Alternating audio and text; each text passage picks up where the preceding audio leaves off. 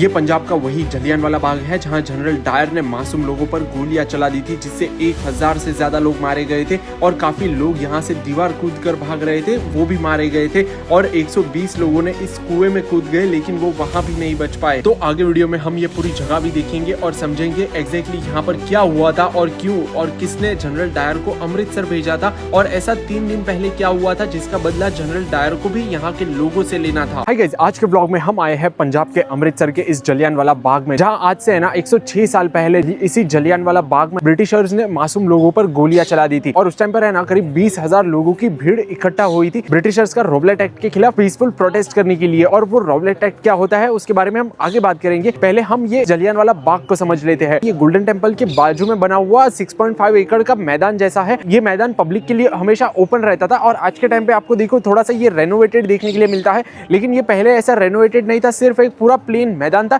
जिसके चारों तरफ बड़ी बड़ी दीवारें थी और घर बने हुए थे लोगों के और बिल्डिंग्स थी। और इस मैदान में एंट्री एग्जिट करने के लिए एक छोटी सी नैरो लेन बनी हुई थी, यही वाली जहां से लोग आया जाया करते थे। और इसी मैदान में एक कुआं भी बना हुआ था जिसे लोग पानी पीने के लिए यूज किया करते थे।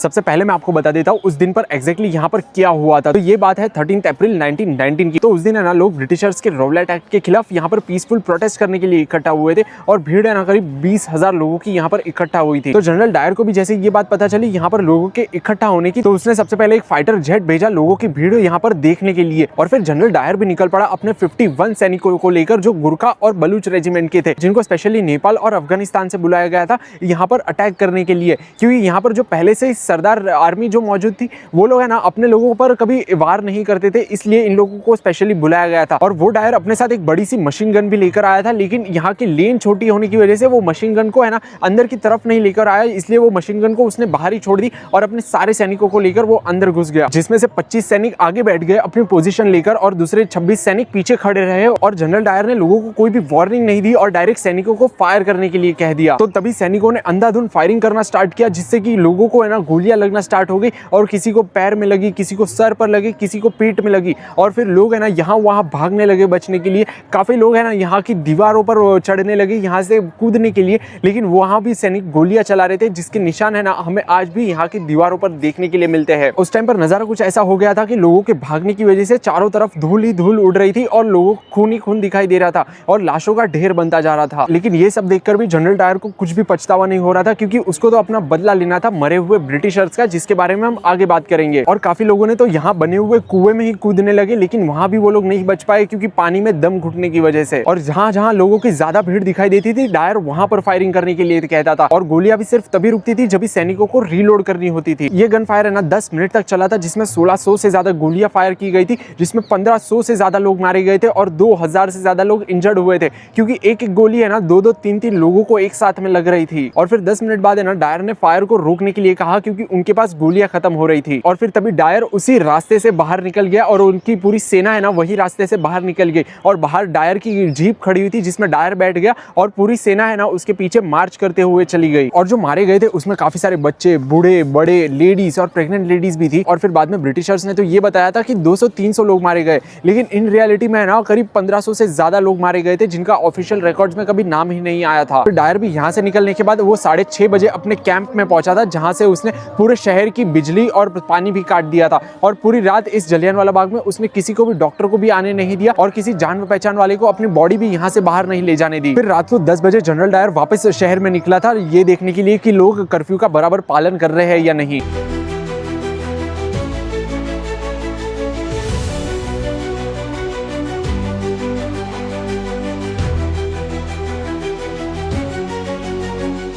तो आपने ये बात तो समझी कि उस दिन पर एग्जैक्टली क्या हुआ था। अब हम बात करते हैं उस जलियांवाला बाग हत्याकांड से पहले ना अमृतसर में क्या क्या चीजें हो रही थी। तो देखो ब्रिटिशर्स ने ना 1919 में रॉबलेट एक्ट लेकर आए थे, जिसका मतलब ये होता है कि किसी को भी है ना बिना वारंट के गिरफ्तार किया जा सकता है और उसकी घर की तलाशी ली जा सकती है। और न्यूज़पेपर और पब्लिक गैदरिंग्स पर भी रेस्ट्रिक्शंस लगा दिए थे। तो इसका है ना पूरे देश भर में काफी प्रोटेस्ट चल रहे थे। और फिर 9 अप्रैल 1919 के दिन, रामनवमी के दिन, हिंदू और मुस्लिम है ना इतने ज्यादा नंबर्स में इकट्ठा हुए थे कि वो देखकर है ना ब्रिटिशर्स डर गए हिंदू और मुस्लिम की यूनिटी को देखकर। और उस प्रोटेस्ट को है ना डॉक्टर सत्यपाल और डॉक्टर सैफुद्दीन किचलू लीड कर रहे थे। और फिर अगले ही दिन है ना यानी 10 अप्रैल को उन दोनों लीडर्स को है ना अरेस्ट कर लिया। तो ये बात से है ना अमृतसर के लोग काफी यहाँ पर भड़क गए थे। और फिर गांधी जी भी है ना मुंबई से निकल पड़े पंजाब में आने के लिए ट्रेन से, लेकिन उनकी ट्रेन जब दिल्ली से आ गई यहाँ पर पालवाल रेलवे स्टेशन पर पहुंची तो ब्रिटिशर्स ने उन्हें भी अरेस्ट कर लिया था। और फिर इस बात से ना पंजाब के लोग और भी भड़क गए और वो लोग है ना करीब 50,000 की भीड़ इकट्ठा हुई और वो लोग ने है ना सिविल लाइंस पर चले गए प्रोटेस्ट करने के लिए। सिविल लाइंस यानी वो जगह जहां पर ब्रिटिशर्स रहा करते थे। और फिर वहां सैनिकों ने भीड़ को कंट्रोल करने के लिए उनके ऊपर फायर स्टार्ट कर दिया और फिर भीड़ ने भी वापस सैनिकों के ऊपर हमला कर दिया, जिसमें है ना 3 ब्रिटिशर्स की मौत हो गई थी। तो जो जलियांवाला बाग कांड के पहले जो 3 ब्रिटिशर्स मारे गए थे उसी का बदला डायर को भी लेना था। और फिर ये देखकर ब्रिटिश गवर्नमेंट भी काफी गुस्सा हो गई थी और उन्होंने है ना अमृतसर में आर्मी को डिप्लॉय कर दिया और जनरल रेजिनाल्ड डायर को लुधियाना से यहाँ पर अमृतसर में शिफ्ट कर दिया ये सारी सिचुएशन कंट्रोल करने के लिए। कि 2 दिन बाद यानी 13 अप्रैल 1919 को बैसाखी का फेस्टिवल था और अमृतसर के लोगों ने ये फैसला किया था कि वो लोग यहाँ पर जलियांवाला बाग में आकर है ना वो लोग पीसफुल प्रोटेस्ट करेंगे। और उस टाइम पर सिटी में है ना कर्फ्यू लगा हुआ था, लेकिन फिर भी लोग यहाँ पर आ रहे थे और दोपहर तक करीब है ना 15,000 से ज्यादा की भीड़ यहाँ पर इकट्ठा हो गई थी। और इसमें तो काफी लोग ऐसे ही थे जो बैसाखी के दिन अमृतसर सिटी घूमने आए थे और बैसाखी का मेला देखने के लिए आए थे, लेकिन उन लोगों ने भी जलियांवाला बाग में प्रोटेस्ट की बात सुनी तो वो लोग भी जलियांवाला बाग में ही आ गए प्रोटेस्ट करने के लिए। और फिर इसके बाद तो क्या हुआ उसके बारे में तो हमने पहले ही बात की। अब हम बात करते हैं इस जलियांवाला बाग मैसेकर के बाद क्या क्या चीजें हुई थी। तो अगले ही दिन है ना लोग यहाँ पर पहुंचने लगे अपनों की लाश ढूंढने के लिए। और फिर जैसे ही लोग यहाँ पर अंतिम संस्कार के लिए जा रहे थे और ब्रिटिशर्स ने उनको सिर्फ है ना दोपहर के 2 बजे तक का टाइम दिया था। और फिर धीरे धीरे ये बात है ना पूरे देश भर में फैलने लगी कि यहाँ पर क्या चीज हुई थी, तो उसको लेकर है ना पूरे देश भर में वापस से प्रोटेस्ट होने लगे थे। और फिर फॉरेन मीडिया ने भी है ना इस टॉपिक को काफी ज्यादा कवर किया था और ब्रिटेन में भी है ना ब्रिटिश पार्लियामेंट में भी इस चीज का काफी विरोध होने लगा था। और उस टाइम पर पंजाब के गवर्नर हुआ करते थे माइकल ऑडवायर, जिनको है ना इस हत्याकांड का मास्टरमाइंड कहा जाता है। और ऐसा कहते हैं कि उन्होंने इंस्ट्रक्शन दिए थे जनरल डायर को ये सारी चीजें यहाँ करने के लिए। और फिर इस चीज का है ना दुनिया भर में प्रोटेस्ट चलते हुए ब्रिटिशर्स को एक कमेटी यहाँ पर बिठानी पड़ी। कमेटी को हेड कर रहे थे लॉर्ड विलियम हंटर, इसलिए इस कमेटी को है ना हंटर कमीशन भी कहा जाता था, जिसमें है ना टोटल 20 मेंबर्स थे, जिसमें से 7 इंडियंस थे और 13 ब्रिटिशर्स थे। फिर काफी हफ्तों तक है ना इसकी स्टेटमेंट्स और इंक्वायरीज चलती रही। कमीशन ने ना अपनी फाइनल रिपोर्ट में यहाँ पर जनरल डायर को दोषी पाया था और उन्होंने उसको कुछ पनिशमेंट नहीं दी थी, बल्कि उसको सिर्फ अपनी पोजीशन से हटा दिया और उसको वापस लंदन भेज दिया गया था। और उसी कमीशन ने है ना माइकल ऑडवायर को, जो पंजाब के गवर्नर थे, उसको भी यहाँ पर दोषी पाया था। और लेकिन उनके खिलाफ भी कोई एक्शन नहीं लिया गया था, सिर्फ उनको अपनी